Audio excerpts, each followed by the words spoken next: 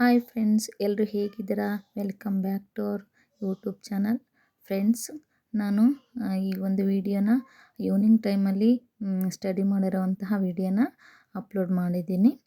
Please ಈ ಒಂದು video ನಿಮಗೆಲ್ಲ ಏನು ಅನ್ನಿಸ್ತು ಅಂತ ಕಮೆಂಟ್ಸ್ ಮಾಡಿ, ಹಾಗೆ ಇಷ್ಟ ಆದರೆ ಲೈಕ್ ಮಾಡಿ ಫ್ರೆಂಡ್ಸ್. ಹಾಗೆ ಯಾರೆಲ್ಲ ಫಸ್ಟ್ ವಿಡಿಯೋ ನೋಡ್ತಾಯಿದ್ದೀರಾ ಪ್ಲೀಸ್ ಸಬ್ಸ್ಕ್ರೈಬ್ ಮಾಡ್ಕೊಂಡು ಕೂಡ ಈ ವಿಡಿಯೋನ ನೋಡ್ತಾ ಇರಿ. ಖಂಡಿತ ನಿಮಗೆ ಹೆಲ್ಪ್ ಆಗೇ ಆಗುತ್ತೆ. ಏಕೆಂದರೆ GPST ಓದ್ತಾ ಇರೋರು ನಾವು ಯಾವ ರೀತಿಯಾಗಿ ಓದಬೇಕು, ಏನು ಓದಬೇಕು, ಯಾವ ರೀತಿಯಾಗಿ ಸ್ಟಾರ್ಟ್ ಮಾಡಬೇಕು ಅಂತ ತುಂಬ ಕನ್ಫ್ಯೂಸಲ್ಲಿ ಇರ್ತೀರ. ಸೊ ಹಂಗಾಗಿ ನಾನು ಯಾವ ರೀತಿಯಾಗಿ ಟೈಮ್ ಮ್ಯಾನೇಜ್ಮೆಂಟ್ ಮಾಡ್ಕೊಂಡು ಮತ್ತು ನನಗೆ ಟೈಮ್ ಸಿಕ್ಕಿದಾಗ ಯಾವ ರೀತಿಯಾಗಿ ಸ್ಟಡಿ ಮಾಡ್ತೀನಿ, ಹಾಗೆ ನಾನು ರೈಟಿಂಗ್ ಯಾವ ರೀತಿ ಪ್ರಾಕ್ಟೀಸ್ ಮಾಡ್ತೀನಿ ಅನ್ನೋದನ್ನೆಲ್ಲ ಈ ಒಂದು ಯೂಟ್ಯೂಬ್ ಚಾನಲಲ್ಲಿ ಹಾಕ್ತಾ ಇರ್ತೀನಿ. ಹಾಗಾಗಿ ನೀವು ಖಂಡಿತ ಎಲ್ಲ ವಿಡಿಯೋನ ಸ್ಕಿಪ್ ಮಾಡದೆ ನೋಡಿದರೆ ಅರ್ಥ ಆಗುತ್ತೆ.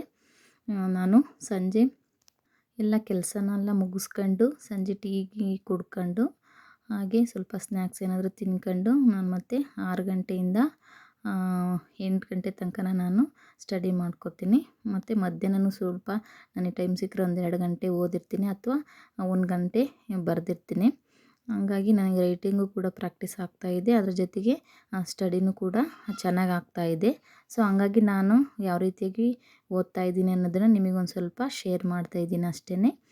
ಸೊ ಫ್ರೆಂಡ್ಸು, ಯಾರೋ ಹಿಂದಿನ ವಿಡಿಯೋದಲ್ಲಿ ನೋಡಿಬಿಟ್ಟು ನೀವು ಯಾವ ರೀತಿಯಾಗಿ ಟೈಮ್ ಮ್ಯಾನೇಜ್ಮೆಂಟ್ ಮಾಡ್ತೀರಾ, ಹಾಗೆ ಮತ್ತು ಯಾವ ರೀತಿಯಾಗಿ ನೀವು ನೋಟ್ಸ್ನ ಮಾಡ್ಕೋತೀರಾ ಅಂತ ವಿಡಿಯೋ ಮಾಡಿದರು. ಖಂಡಿತ ನಾನು ಆ ವಿಡಿಯೋನ ಅಪ್ಲೋಡ್ ಮಾಡ್ತೀನಿ.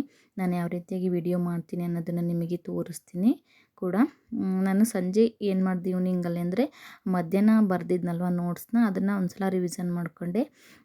ಮತ್ತು ಯಾವಾಗಲೂ ಒಂದೇ ಥರ ಸುಮ್ಮನೆ ಓದ್ತಾನೇ ಇದ್ದರೆ ನಮಗೆ ಅರ್ಥ ಆಗಲ್ಲ. ಓದೋ ಟೈಮಲ್ಲಿ ಒಂದು ಅರ್ಧ ಗಂಟೆ ಗ್ಯಾಪ್ ಬೇಕು, ಅಥವಾ ಇಂಟ್ರೆಸ್ಟ್ ಹೋಯ್ತು ಓದೋಕ್ಕೆ, ನಮಗೆ ತಲೆಗೆ ಹೋಗ್ತಾ ಇಲ್ಲ, ಸುಮ್ಮನೆ ಕಾಟಾಚಾರಕ್ಕೆ ಬುಕ್ಸ್ ಇಟ್ಕೊಂಡು ಓದ್ತಾ ಇದ್ದೀವಿ ಅನ್ನೋ ಟೈಮಲ್ಲಿ ನಾವು ಪೆನ್ ತಗೊಂಡ್ಬಿಟ್ಟು ಒಂದು ನೋಟ್ಸ್ ತಗೊಂಡು ರೈಟಿಂಗ್ ಪ್ರಾಕ್ಟೀಸ್ ಮಾಡ್ಕೋಬೇಕು. ಆವಾಗ ನಮಗೆ ಟೈಮ್ ಕೂಡ ಸೇವ್ ಆಗುತ್ತೆ, ಆಮೇಲೆ ಇಂಟ್ರೆಸ್ಟು ಕೂಡ ಮತ್ತೆ ಬರುತ್ತೆ. ಹಂಗಾಗಿ ನನಗೆ ಇಂಟ್ರೆಸ್ಟ್ ಇಲ್ಲ ಅಂತ ಬುಕ್ಸ್ ಮುಚ್ಚಿ ಎದ್ದೋಗ್ಬಿಟ್ರೆ ನಮಗೆ ನಷ್ಟ ಆಗೋದು.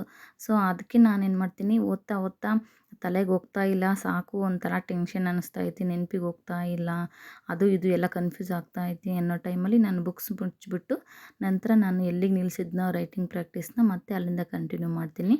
ಆ ಒಂದು ರೈಟಿಂಗ್ಸ್ನ ಯಾವ ರೀತಿಯಾಗಿ ಮಾಡ್ತೀನಪ್ಪ ಅಂದರೆ, ನಾನು ಕ್ವಶನ್ ಪೇಪರ್ನ ಫಸ್ಟು ನೋಡ್ತೀನಿ. ಈ ಚಾಪ್ಟ್ರಲ್ಲಿ ಯಾವ ಥರ ಕ್ವಶನ್ ಕೇಳ್ಬೋದು ಅಂತ ನಮಗೆ ಒಂದು ಪ್ಯಾಟರ್ನ್ ಗೊತ್ತಾಗುತ್ತೆ. ಈ ಒಂದು ಕ್ವಶನ್ಗೆ ಆನ್ಸರ್ ನೋಡಿದ ಮೇಲೆ ಈ ಆನ್ಸರ್ನ ಎಷ್ಟು ಮಾರ್ಕ್ಸಿಗೆ ಕೇಳ್ಬೋದು ಅನ್ನೋದು ಕೂಡ ಗೊತ್ತಾಗುತ್ತೆ.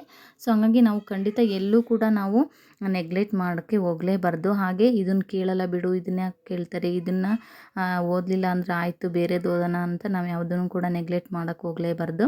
ನಾವು ಎಲ್ಲಿ ನೆಗ್ಲೆಕ್ಟ್ ಮಾಡಿರ್ತೀವೋ ಅಲ್ಲೇ ಜಾಸ್ತಿ ಕ್ವಶನ್ ಕೇಳೋದು. ಹಂಗಾಗಿ ನಾವು ಲೈನ್ ಟು ಓದೋದು ತುಂಬ ಇಂಪಾರ್ಟೆಂಟ್ ಆಗುತ್ತೆ. ಅದ್ರ ಜೊತೆಗೆ ನಾವು ಓದಿರೋದನ್ನೆಲ್ಲ ನೆನಪಿಗೆ ಇಟ್ಕೊಳ್ಳೋದಂತೂ ತುಂಬಾ ಇಂಪಾರ್ಟೆಂಟು. ಅದೇ ನಾವು ನೆನಪಲ್ಲಿ ಇದೇ ಇಲ್ವೋ ಅಂತ ಚೆಕ್ ಮಾಡಬೇಕು ಅಂದರೆ ನಾವು ಮತ್ತೆ ರಿವಿಷನ್ ಮಾಡ್ಕೋಬೇಕು, ಮತ್ತು ಬುಕ್ಸ್ ಮುಚ್ಚಿ ಮತ್ತೆ ಒಂದು ಸಲ ನೆನ್ಪು ಮಾಡ್ಕೋಬೇಕು ನಾವೇನೇನು ಓದಿದ್ದೀವಿ ಅಂತ. ಆವಾಗಲೇ ನಮಗೆ ಪರ್ಫೆಕ್ಟಾಗಿ ಗೊತ್ತಾಗೋದು. ಇಲ್ಲ ಅಂದರೆ ನಾವು ಓದಿರ್ತೀವಲ್ಲ ಇಸ್ವಿಗಳು 1986 ಅಥವಾ 1886 ಅಂತ, ಆ ಥರ ಕನ್ಫ್ಯೂಷನ್ ಜಾಸ್ತಿ ಆಗುತ್ತೆ. ಸೊ ನಾನು ಕೂಡ ಅದೇ ಥರ ಮಾಡ್ಕೋತಾ ಇದ್ದೆ.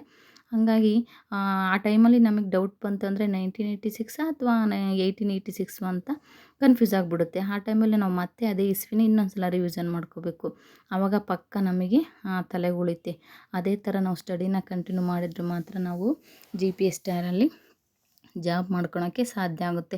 ಇಲ್ಲ ಅಂದರೆ ಅಲ್ಲೇದಲ್ಲೇ ಇಲ್ಲೇದಿಲ್ಲೇ ಬಿಟ್ಟು ಓದ್ತಾ ಹೋದ್ರೆ ನಮಗೇನು ಕೂಡ ಯೂಸ್ ಆಗೋಲ್ಲ. ಹಾಗಾಗಿ ನಾನು ಸಂಜೆ ಇದೇ ಥರ ಮಧ್ಯಾಹ್ನ ಏನು ಬರೆದಿರ್ತೀನಲ್ವ ಅದನ್ನು ಒಂದು ಸಲ ರಿವಿಷನ್ ಮಾಡ್ಕೋತೀನಿ. ಅದಾದಮೇಲೆ ಮತ್ತೆ ನಾನು ಅಡುಗೆ ಎಲ್ಲ ಮುಗಿದಾದ್ಮೇಲೆ, ಊಟ ಆದಮೇಲೆ ಮತ್ತೆ ನನಗೆ ಸಾಧ್ಯ ಆದರೆ ಒಂದು 4-5 ಪೇಜ್ ಕ್ವಶನ್ ಆನ್ಸರ್ ಮಾಡಿ ಇಟ್ಟಿರ್ತೀನಿ. ಅದನ್ನು ಬೆಳಗ್ಗೆ ಎದ್ದ ತಕ್ಷಣ ಏನು ಮಾಡ್ತೀನಿ, ಬುಕ್ಸ್ನ ಓದ್ತೀನಿ ಫಸ್ಟು. ನೆನ್ನೆ ಎಲ್ಲಿ ಬಿಟ್ಟಿದ್ನ ಬುಕ್ಸು ಅಲ್ಲಿಂದ ನಾನು ಓದಿ, ಅದಾದಮೇಲೆ ನೈಟ್ ಮಾಡಿರ್ತೀನಲ್ವ ನೋಟ್ಸು, ಅದನ್ನೊಂದು ಸಲ ರಿವಿಷನ್ ಮಾಡ್ಕೋತೀನಿ. ಹಾಗೆ ನಾವು ಬೇರೆ ಕಡೆ ಎಲ್ಲೂ ಕೂಡ ಕನ್ಫ್ಯೂಸ್ ಆಗ್ದಂಗೆ ನಾವು ಪ್ರಾಕ್ಟೀಸ್ ಮಾಡಿದಾಗ ಮಾತ್ರ ನಮಗೆ ಕ್ವಶನ್ ಆನ್ಸರೇ ಆಗಲಿ ಅಥವಾ ಬುಕ್ಸ್ ರೀಡಿಂಗೇ ಆಗಲಿ ಅರ್ಥ ಆಗೋದು. ಹಾಗೆ ನಾವು ಒಂದು ಬುಕ್ಸ್ನ ಒಂದು ಸಲ ನೋಡಿದರೆ ಅರ್ಥ ಆಗೋಲ್ಲ, ಅದನ್ನು ಒಂದು 7-8 ಸಲನಾದ್ರೂ ಕೂಡ ಓದಿರಬೇಕು. ಆವಾಗಲೇ ನಮಗೆ ಪರ್ಫೆಕ್ಟಾಗಿ ಅರ್ಥ ಆಗೋದು. ಸೊ ಹಂಗಾಗಿ ನಾವು ಯಾವುದೇ ಸ್ಟಡಿನ ಗ್ಯಾಪ್ ಕೊಡ್ದಂಗೆ ನಾವು ಕಂಟಿನ್ಯೂ ಆಗಿ ಓದ್ತಾ ಇದ್ದರೆ ಡೈಲಿ ಅಟ್ಲೀಸ್ಟ್ ಒಂದು ದಿನಕ್ಕೆ 4ರಿಂದ 5 ಗಂಟೆ ನಾವು ಸ್ಟಡಿಗೆ ಸ್ಪೆಂಡ್ ಮಾಡಲೇಬೇಕಾಗುತ್ತೆ. ಏಕೆಂದರೆ ಸಿಲೆಬಸ್ ತುಂಬ ಹೆವಿ ಇದೆ ಸೋಷಿಯಲ್ ಸೈನ್ಸ್. ಹಂಗಾಗಿ ನಾವು ಒಂದೊಂದು ಸಬ್ಜೆಕ್ಟನ್ನು ಕೂಡ ಒಂದು 7-8 ಸಲ ರಿವಿಷನ್ ಮಾಡಬೇಕಾದ ಅವಶ್ಯಕತೆ ತುಂಬ ಇರುತ್ತೆ. ಹಾಗಾಗಿ ಸೋಷಿಯಲ್ ಸೈನ್ಸ್ ಫಸ್ಟು ಪರ್ಫೆಕ್ಟ್ ಆಗಬೇಕು. ಅದಾದಮೇಲೆ ನಾವು ಜನರಲ್ ಸಬ್ಜೆಕ್ಟ್ನ ಓದಬೇಕಾ, ಅದಕ್ಕೆ ಟೈಮ್ ಕೊಡಬೇಕಾಗುತ್ತೆ. ಸೊ ಈ ರೀತಿಯಾಗಿ ನಾನು ಕೂಡ ಸ್ಟಡಿ ಮಾಡ್ತಾ ಇದ್ದೀನಿ. ನೋಡಬೇಕು ಯಾವ ರೀತಿಯಾಗಿ ಮುಂದೆ ನನಗಿನ್ನ ಯಾವ ರೀತಿಯಾಗಿ ಅನುಕೂಲ ಆಗುತ್ತೋ ಆ ಥರ ನಿಮಗೂ ಕೂಡ ವಿಡಿಯೋನ ಶೇರ್ ಮಾಡ್ತೀನಿ. ಹಾಗೆ ನಾನು ನೋಟ್ಸ್ ಮಾಡ್ತಾಯಿದ್ದೀನಿ ಅಂತ ಹೇಳಿದ್ವಲ್ಲ, ಅದನ್ನು ಯಾವ ರೀತಿ ಮಾಡ್ತಾಯಿದ್ದೀನಿ ಅಂತ ಸುಮ್ಮನೆ ಹೇಳ್ತೀನಿ. ಅದಾದಮೇಲೆ ನಾನು ನೋಟ್ಸು ತೋರಿಸಿ ಕೂಡ ಹೇಳ್ತೀನಿ. ಫಸ್ಟು ನಾನು ಈಗ ಸದ್ಯಕ್ಕೆ ಏನು ಮಾಡ್ತಾಯಿದ್ದೀನಪ್ಪ ಅಂದರೆ, ಕ್ವಷನ್ ಪೇಪರ್ನ ನೋಡಿಬಿಟ್ಟು ಕ್ವಷನ್ಗೆ ಆನ್ಸರ್ ಮಾಡ್ತಾಯಿದ್ದೀನಿ ಅಷ್ಟೇ. ನಾವು ಹಿಂದೆಲ್ಲ ಆಗಿರುವಂತಹ ಕ್ವಷನ್ ಪೇಪರ್ನ ಇಟ್ಕೊಂಡು ರೈಟಿಂಗ್ನಲ್ಲಿ ಯಾವ ರೀತಿಯಾಗಿ ಕೇಳಿದ್ದಾರೆ ಅಂತ ನಾವು ಅದನ್ನೊಂದು ಸಲ ಬರ್ಕೊಂಡ್ರೆ ಆವಾಗ ನಮಗೆ ತಲೆಗೆ ಬರುತ್ತೆ. ಈ ಥರ ಕ್ವಷನ್ ಕೇಳ್ತಾನೆ, ಈ ಪಾಠದಲ್ಲಿ ನಮಗೆ ಇಂಪಾರ್ಟೆಂಟ್ ಆಗಿ ಎಲ್ಲೂ ಮಿಸ್ ಆಗಲ್ಲ, ಇದರಲ್ಲಿ ನನಗೆ 4ರಿಂದ 5 ಮಾರ್ಕ್ಸ್ ಬಂದೇ ಬರುತ್ತೆ ಅಂತ ಕಾನ್ಫಿಡೆನ್ಸ್ ಬರುತ್ತೆ. ಯಾಕಂದರೆ ಹಿಂದೆ ಈ ಯಾವುದೇ ಚಾಪ್ಟ್ರಲ್ಲಿ ಕೇಳಿರ್ತಾನಲ್ವ, ಎಲ್ಲೂ ಮಿಸ್ ಆಗಿರಲ್ಲ. ಹಂಗಾಗಿ ಅಂಥ ಚಾಪ್ಟರ್ಗಳನ್ನು ನಾವು ತುಂಬ ಇಂಪಾರ್ಟೆಂಟಾಗಿ ಓದ್ಕೋಬೇಕಾಗುತ್ತೆ. ಸೊ ಅದರಿಂದ ನಾನು ಫಸ್ಟು ಹಿಂದಿನ ಕ್ವಷನ್ ಪೇಪರ್ಗಳ್ನೆಲ್ಲ ನೋಡ್ಕೊಬಿಟ್ಟು ಅದಕ್ಕೆ ಕ್ವಷನ್ಗೆ ಆನ್ಸರ್ ಮಾಡ್ತಾಯಿದ್ದೀನಿ ಅಷ್ಟೇ.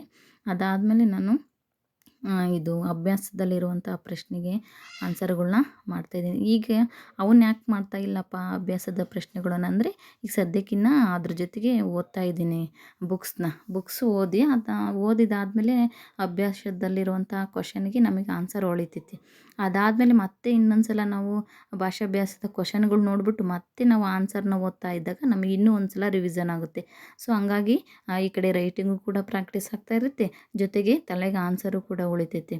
ಸೊ ಹಂಗಾಗಿ ನಾವು ರಿವಿಷನ್ ಮಾಡ್ತಾ ಕ್ವಷನ್ಗೆ ಆನ್ಸರ್ನು ಕೂಡ ಮಾಡ್ತಾ ಹಾಗೆ ಕ್ವಷನ್ ಪೇಪರ್ನು ಕೂಡ ರಿಪೀಟ್ ಮಾಡ್ತಾ ಆನ್ಸರ್ನು ಕೂಡ ಬರಿತಾ ಇದ್ದರೆ ಮಾತ್ರ ನಮಗೆ ಚೆನ್ನಾಗಿ ನೆನಪುಳಿತೆ.